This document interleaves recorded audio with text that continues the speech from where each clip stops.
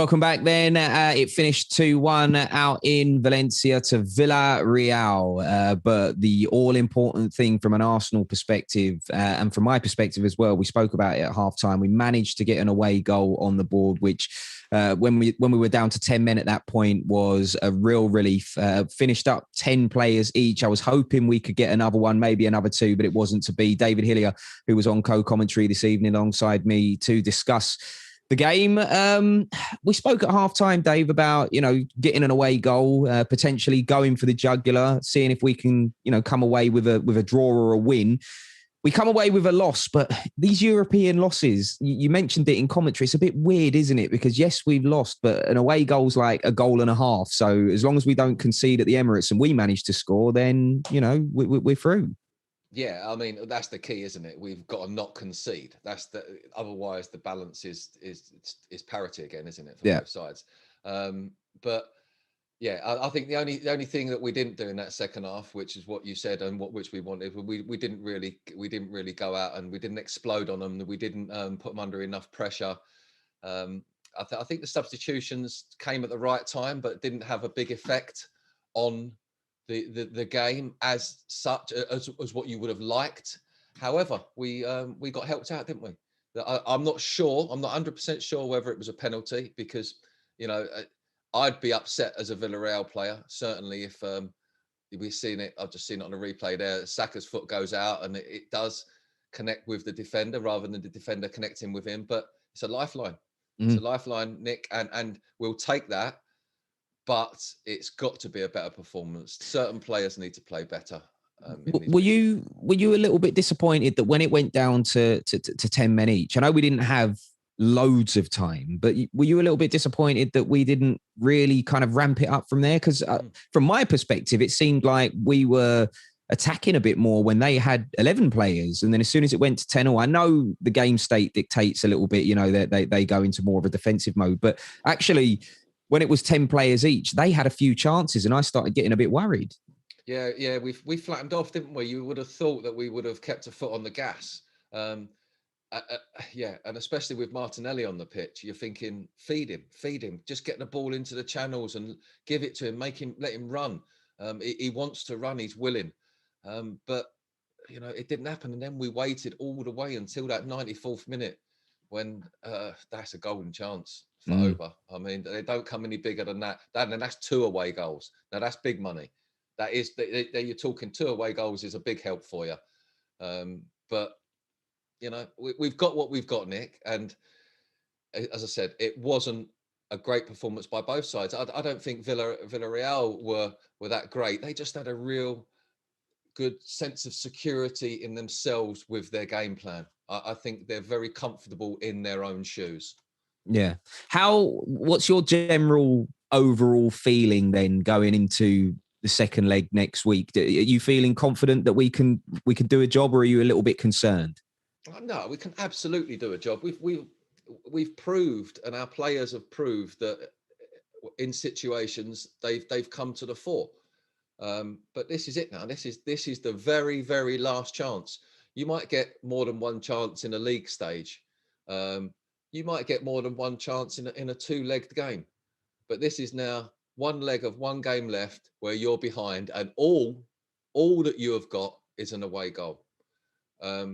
So just, forget the away goal. Set yourself a target of winning the second leg 3-0. Then that wipes out, cancels out this first leg and put it behind, especially when you look at what Manchester United have done tonight, how they have worked so hard to come from behind. That's what we want to see our Arsenal team doing. I mean, imagine going into a final where you was behind in the semi-final and then you've absolutely smashed it, got yourself back into it. You'd be buzzing. That's what we need to take into the final. So we need to get it back in this second leg.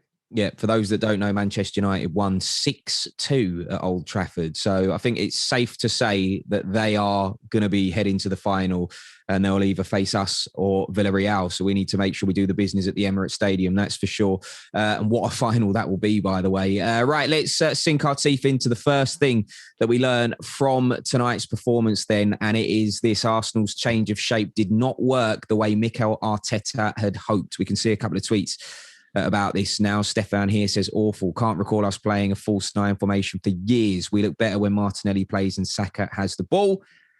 And one here from Andre who says, 10 men or not, having an actual centre forward helps. Yeah, I mean, the false nine experiment, it didn't really work tonight. I know Arteta's kind of trying to paper over the cracks a little bit because we don't have he didn't want to play Eddie Nketiah there this evening for whatever reason, but we've had injuries and illness and stuff like that, but it just didn't really work tonight, did it? No, I mean for me, Nick, I think what it is when you're used to having a focal point and a centre forward, it's really hard to go to not having one when you've never even been used to it. You've not had no prep for this, maybe 2 or 3 days, played it once or twice throughout the season.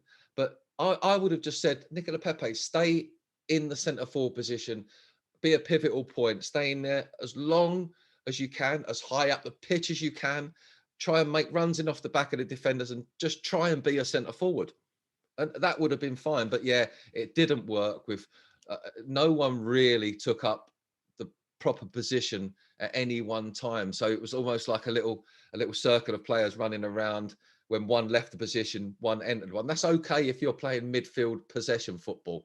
But if you're trying to gain yards, get up the pitch, get to the business end, it's got to stick to someone in the middle, up that end, so that other players can get up there.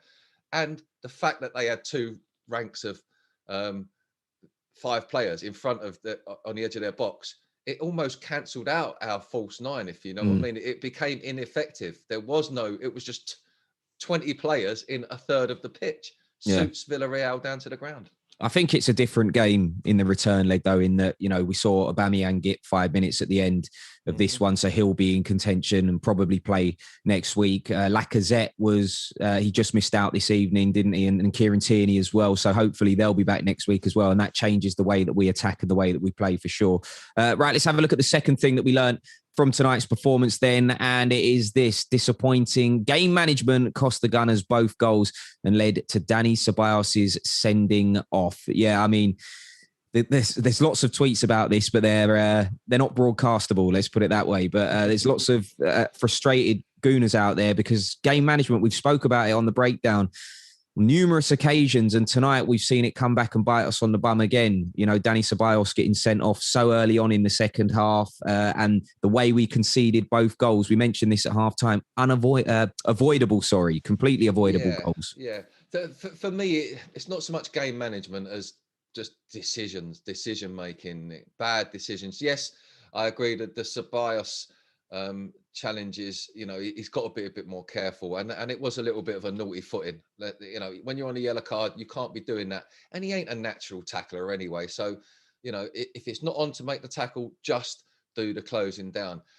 Regarding game management for the goals, though, listen, Pablo Mari's got to put his hand up. He's out of position.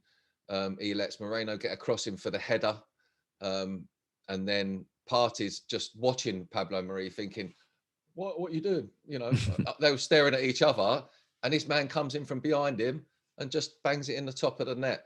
The first goal, I mean, Xhaka's got to get tighter. I know he's not a natural left back, but when you're in that position, you've got to stop that player from squeezing through that gap, because if a player can get past you in the box, you can't stick your foot out, right? Yeah. So they can't make that challenge.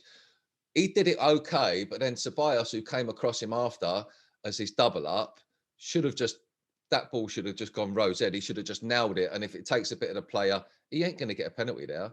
But it was a soft challenge, and it just squeezed through, didn't it? And then it's a good finish.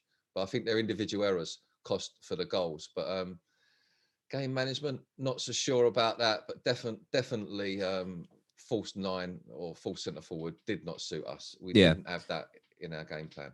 Yeah, and you rightfully point out it's individual errors, as you say, and Dani Ceballos, the red card. Lots of people unhappy about that on social media, mainly saying that we should have addressed the Dani Ceballos situation by taking him off at half time. You know, there was an opportunity to change it. We've got Mo Elneny on the bench. I know it's slightly different because Elneny's a bit more defensive minded, but with 11 players, you're better than 10. Or we could have done something else even. You know, we could have brought on Aubameyang, put Xhaka in there, put Saka down into left back. So there's options is what I'm saying. So people were a little bit disappointed that Dani Ceballos was still on the pitch, and because he was running around making a few rash challenges at the end of the first half, and then obviously he's come out, he's pumped, you know, he's made a foul and he's been sent off, and that's that. Disappointing.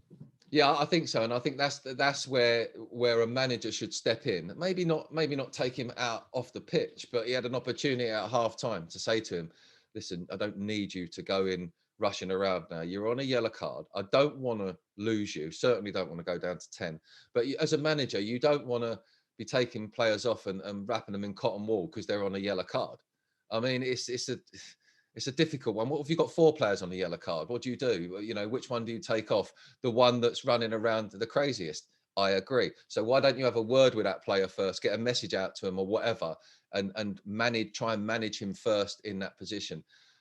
Players around him need to be managing him. His captain should be managing him.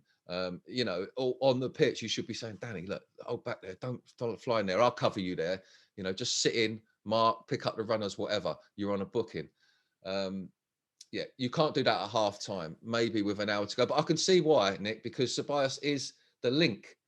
He would have been the link between the midfield and the forwards. So, and like you said, Elneny's not that man. Yeah.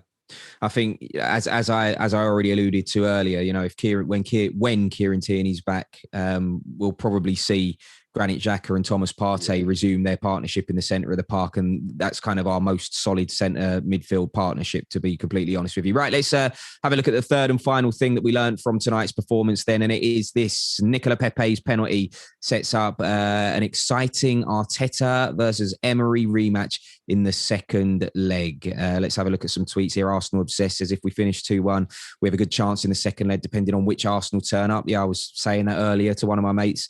BKS here says, better, let's get them. The tie is in our hands. With that away goal, we just need to make it stick. Yeah, we've managed to get out of there 2-1.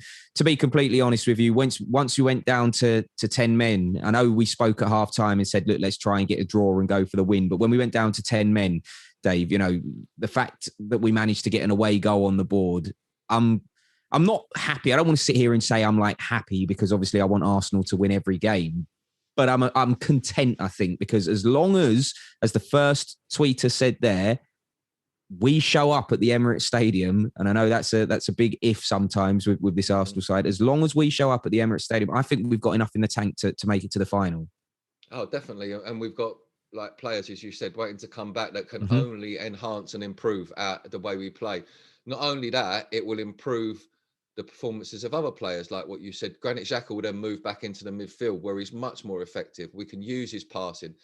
That means that when he gets the ball, when he's pinging it out to Saka, he'll be pinging it out from a better position, not from a left back. It'll be, you know, from the midfield. It'll be a good switch pass. It'll be a forward ball. So that'll affect Xhaka's game.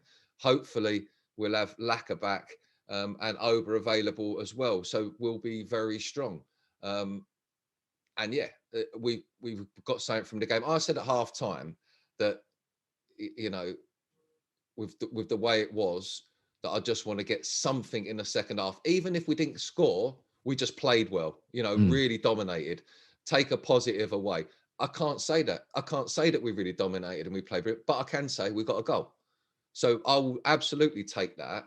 The players, it's not much to hold on to for the players, because I think as players, you always know whether you've played good or bad, whether you deserve your defeat or not. And they need to get the mindset in for the second game that they're going to go out, smash it, and win it 2 or 3-0. Yeah. And not even need the away goal. They don't even want to think about needing it. Yeah. And, you know, as I keep saying, I think as long as we play well, and the players show up, which hopefully they will, we've got more than enough to beat this Villarreal side. No disrespect to them, because, they did do a decent job this evening. Right, Dave, thank you very much for your company on the Breakdown Live. Stepped in for Clarkey tonight. Stellar job, mate. Absolutely stellar job. Tried my best. I'm not as smooth as Clarkey, and I haven't got the hair, the big hair, the Robbie Savage locks that he's got.